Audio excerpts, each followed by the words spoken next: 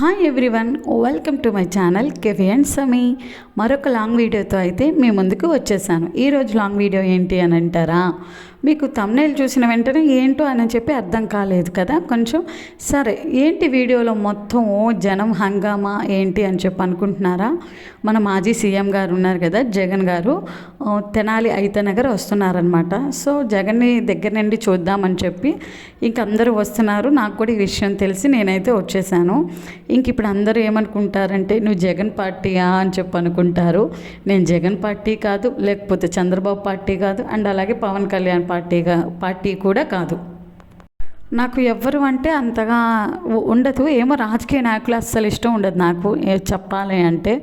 ఇదివరకు రాజకీయ నాయకులు అంటే వాళ్ళ ఆస్తులు సైతం లెక్క చేయకుండా పెట్టి మరీ ప్రజల్ని చాలా సంతోషంగా చూసుకోవడానికి, వారికి అన్ని వసతులు కల్పించడానికి ఎంతగానో కృషి చేశారు. కానీ ఇప్పుడున్న నాయకులు ఎవరు కూడా ప్రజల సంతోషాన్ని కోరుకునే వాళ్ళైతే కాదు.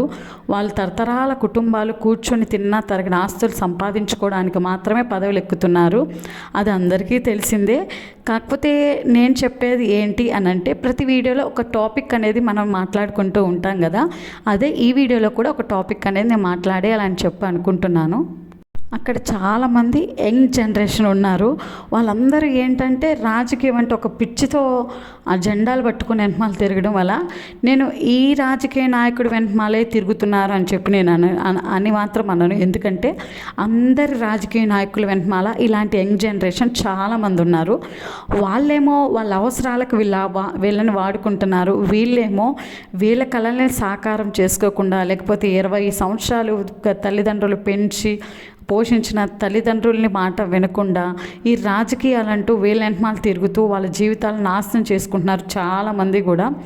ఏంటంటే, ఒకవేళ మా రాజకీయ నాయకుడు జైలుకి వెళ్తే నేను చచ్చిపోతానని చెప్పి ఊరేసుకోవడం, లేకపోతే కృష్ణాలు పోసుకోవడం, ఇదంతా చేస్తున్నారు. చివరికి ఇలా చేసిన తర్వాత వాళ్ళు ఒకవేళ చనిపోతే ఆ రాజకీయ నాయకుడు వచ్చి ఒక 5 లక్షలు 10 లక్షలు ఆ కుటుంబానికి ఇచ్చి వెళ్ళిపోతున్నారు. ఇక అంతవరకే 5 లక్షలు 10 లక్షలు మీ ప్రాణానికి విలువ కట్టినట్ట. కన్నతల్లి మనసు ఎంత బద్దలైపోతుందో ఒక్కసారి మీరు ఆలోచించండి ప్రతి ఒక్కరూ కూడా.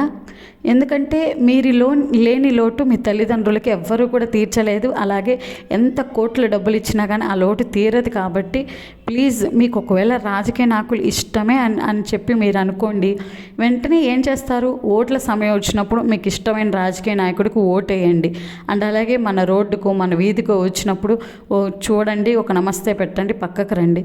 అంతేగాని నేను నా చదువు సంధ్య మొత్తం మానేసి, ఇంకా చెప్పాలంటే కొంతమంది మంచి ఫ్యూచర్ని, ఉద్యోగాలు వచ్చిన వాళ్ళ ఉద్యోగాలు కూడా వదులుకొని మరీ వెనమాల తిరుగుతున్నారు. ఇదేం పిచ్చో నాకు అస్సలు అర్థం కావట్లేదు.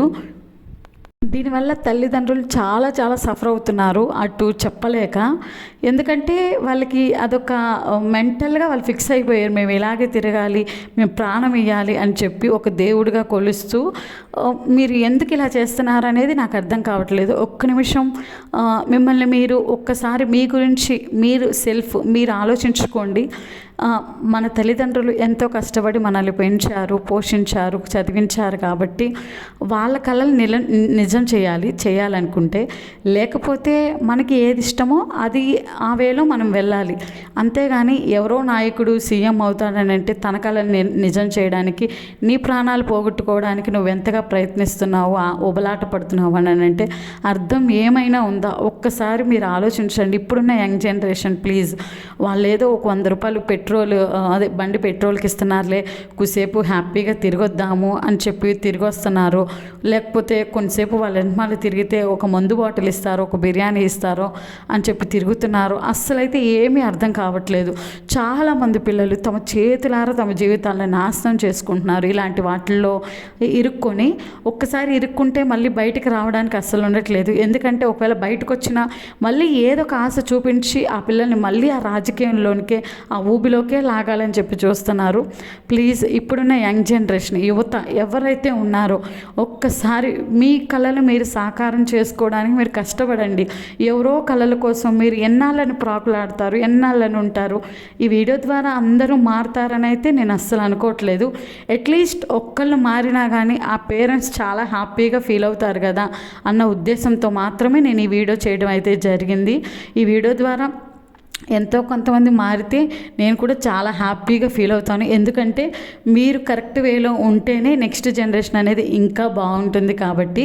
సో ఇంకా అక్కడికి వెళ్ళిన తర్వాత ఎప్పటికో మేము వెయిట్ చేసిన ఒక హాఫ్ అన్ అవర్కి జగన్ అయితే వచ్చారు. కానీ అంత క్రౌడ్ ఉండడం వల్ల అండ్ అలాగే చాలామంది ఇప్పుడు చెప్పాను కదా, వాళ్ళందరూ అసలు వెళ్ళనివ్వట్లేదు అనమాట. ఇంకా అక్కడే ఒక సచివాలయం ఉంటే సచివాలయం పైకి అయితే ఎక్కాము. ఎక్కడో దూరం నుంచి కొంచెం ఫేస్ అయితే కనపడింది. ఇంకా అలా చూసి పక్కకైతే వచ్చేసాము, అంతే. వెళ్ళామా, అదే అంటారు కదా, కట్టే కొట్టే తెచ్చే అన్నట్టు. వెళ్ళామా, చూసామా, వచ్చేసామా, ఇక అంతవరకే.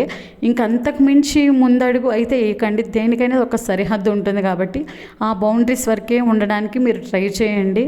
అండ్ అలాగే ఈ వీడియో మీకు నచ్చిందని అనుకుంటున్నాను. ఏదైనా ఒక విషయంలో మీరు ఏమైనా మనసు నొచ్చుకుని ఉంటే నన్ను క్షమించండి. అండ్ అలాగే వీడియో నచ్చితే లైక్ చేసి సబ్స్క్రైబ్ చేయండి. Finally thank you for watching.